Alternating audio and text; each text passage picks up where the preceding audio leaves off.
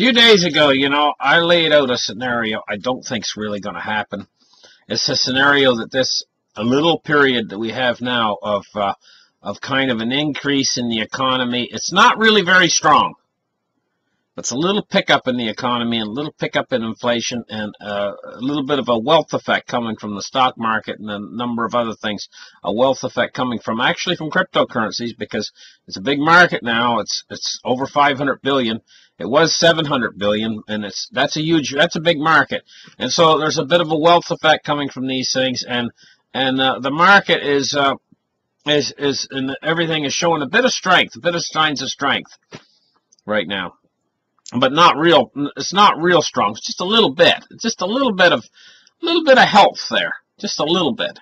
It's not a real recovery or anything like that, but it's just a little bit. There's a little pickup. Anyway, I don't think this is going to continue, but I did that episode a couple days ago, just like a what if. What if it did continue, and what if it heated up, and what if the velocity of money started to increase, and we actually went into an economic recovery, and we started to go into some serious inflation.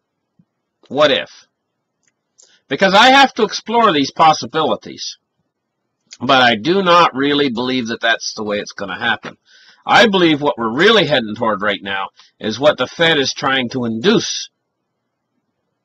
And when I say trying to induce, it's a coordinated effort by the central banks, and it's going to induce something. Something that's nasty. Something very nasty this way comes. Okay, so I'm going to read right here how the Federal Reserve is going to induce this problem. Takeoff. Well, they shouldn't call it takeoff, they should call it doomsday. And what that takeoff is how will the Fed reduce its balance sheet? And takeoff. Minutes from the March 2017 Federal Reserve meeting showed that Fed officials backed a plan that would begin reducing the $4.5 trillion balance sheet toward the end of 2017. So see, we're starting to enter into it right now. Most participants anticipated that the gradual increase in the federal funds rate would continue and judged that a change to the committee's reinvestment policy would likely be appropriate later this year, the federal minutes said. 3 months later, these plans became clearer. As the Federal Reserve June meeting, committee members stated that once tapering begins, they will start by letting $6 billion a month in maturing treasuries run off.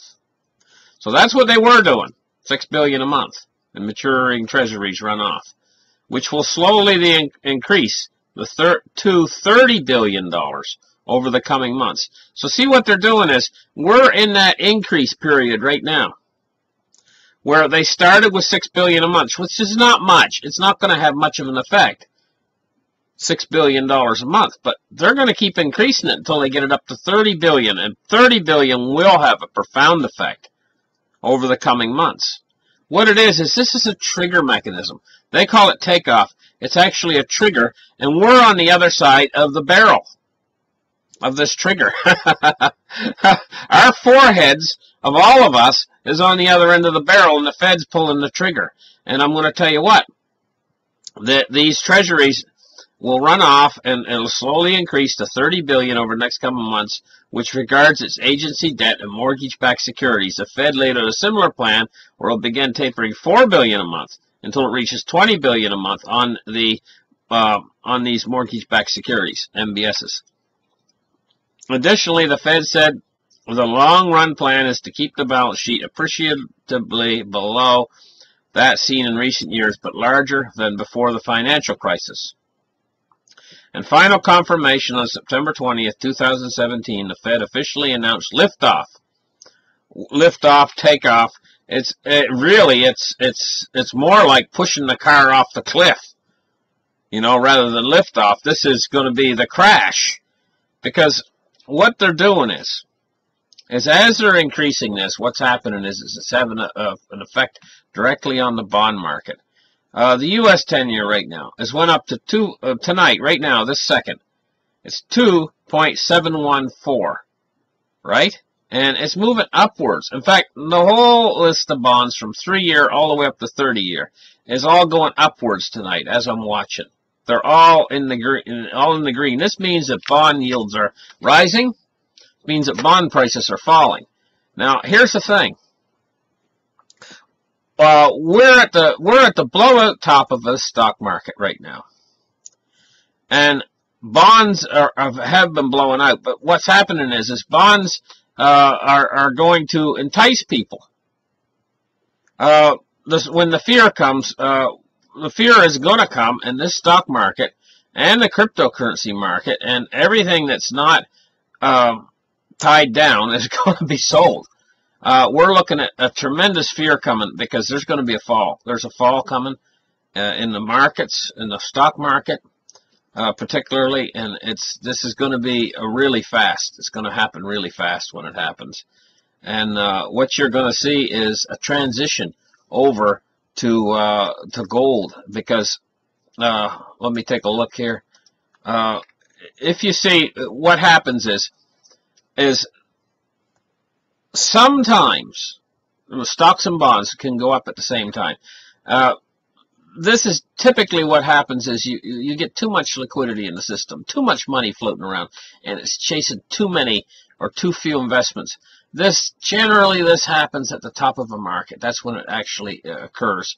And this is too much optimism about the economy's future, and it's not based on reality.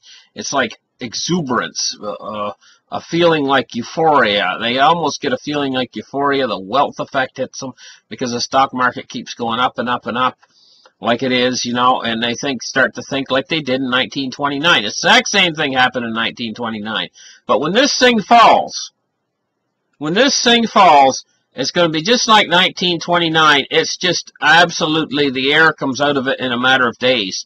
And it falls much faster than it ever went up. And, I mean, it absolutely is just going to send the whole world's economy tumbling. And when that happens, there's going to be a mad rush into safe havens. Now, I'm going to tell you, the cryptocurrency market is a speculative investment. And when they get scared, they're going to haul money out of the cryptocurrency just as quick as they're going to haul money out of the stock market. These cryptocurrencies are coming for a crash. I'm telling you, and when it happens, the stock market is going to trigger it. The stock market's going to go down first, and then they're going to start hauling money out of these cryptocurrencies as fast as they can. And you've never seen anything drop so bad. It's going to be bad. It's going to be a bloodbath. Now, here's the thing. This is going to be a 2008 scenario. I believe it's actually going to be so bad. The stock market's going to fall so bad. Everything's going to fall so bad that the banks are only 4%. If the stock market falls 4%, there's going to be dozens of banks that are going to go insolvent. And this is going to spread through the financial institutions. And we're looking at what's called a credit freeze. That's what's coming, is what's called a credit freeze. Now, here's the thing about this credit freeze. It's going to freeze up the entire system. Banks are going to shut their doors. The whole system's going to shut up. It's going to shut everything. They're going to be locked. The banks are going to be locked, and they're going to be looking to the government, the federal government. They're going to be looking to the central banks to cure this. Do you remember when Mario Draghi said whatever it takes? We're going to have a whole bunch of politicians repeating those exact same words over again and over again to nauseam, to make you nauseous. They're going to repeat those words over and over again when this thing comes. This is what I really think is going to happen, and I think it's impending. We're getting very close to this happening. So when that happens, they're going to convene these meetings, and what's going to save us is the fact that they're going to close everything. They're going to stop the stock market. They're going to stop all the markets. They're going to stop. Everything's not going to move. And they're going to let it be that way for a little while. During that period in time, you're not going to be able to use... I don't even think the ATMs are going to work. I don't even think you're going to be able to get any cash anywhere. You are going to, maybe, if you don't have enough food in the fridge, it might last a couple weeks. If you don't have enough food in the fridge, you might actually go hungry during this period in time because you can't go to the restaurant. How are you going to pay? Unless you got some cash. You know, all of these credit cards you've been using and all these debit cards you've been using just ain't going to work man. Unless you got some cash, it's the only thing they're going to take, like at the restaurant or at the grocery store. The whole credit system's going to freeze up. And hardly anybody's going to have any cash. And so, during that period of time, it's going to be rough. But everyone's going to look to the government. They're going to look to the central banks to cure this problem. And the central banks are going to convene meetings. This is what they always do. There's two things they always resort to. One is meetings, because these people are academics, and they believe totally in meetings. Meetings, meetings, meetings, meetings, meetings. So they're going to have a meeting. That's number one. The second thing is they only have one tool that the Fed can use. And that's to create money. And so how they're going to fix this problem is, because this is going to be a severe deflationary problem. Everything's going to be shutting down. They're going to have to get it all back up and running again. And what that's going to do is they're going to have to pour unbelievable amounts of liquidity into the system to get everything back up and running again. And believe me, they will. They will do it. Because the alternative is them being in huge trouble, the people turning on them, if they don't cure this problem. They're going to be looked at to cure this problem. The people are going to say, hey, you know what? Cure this problem. We're not going to starve. And so they're going to point their finger directly at these governments, the central banks, and they're going to say, hey, you know what? Cure this problem. And the central banks are going to go in and convene the meetings, and they're going to cure the problem. It's going to take tremendous amounts of liquidity into the system. It's going to take all kinds of new stimulus programs. And when they're done convening these meetings, they'll come out like the heroes. They'll stand in front of the microphone. Everybody will cheer because they've fixed the problem with creating liquidity. They've created liquidity. They've got the system back running again. Everything will open back up again. The banks will all open their doors and everything. Well, I'm going to tell you what, folks. You better not walk to your bank. You better run to your bank. Get that money out of there, and try to buy after they open it all back up again. You better get in there, get that money out of there, and try to buy something of value with it. Because the prices are going to be going up so quick on everything at that point that it's going to be hard to get that money to work for you. Right now we got gold prices and everything cheap as dirt. Really, you'll look back in some point in the future, and you'll say, you know what? I could have bought a whole ounce of gold for only $1,350. You'll say, and people will shake their heads, just like people shook their heads when they used to be able to buy Bitcoin for $200. Right? I could have bought a Bitcoin for $200, right? This is what they say, right? And it went up to like what? 10,000. Same thing's going to happen with gold. Right now you can buy an ounce of gold for $1,350.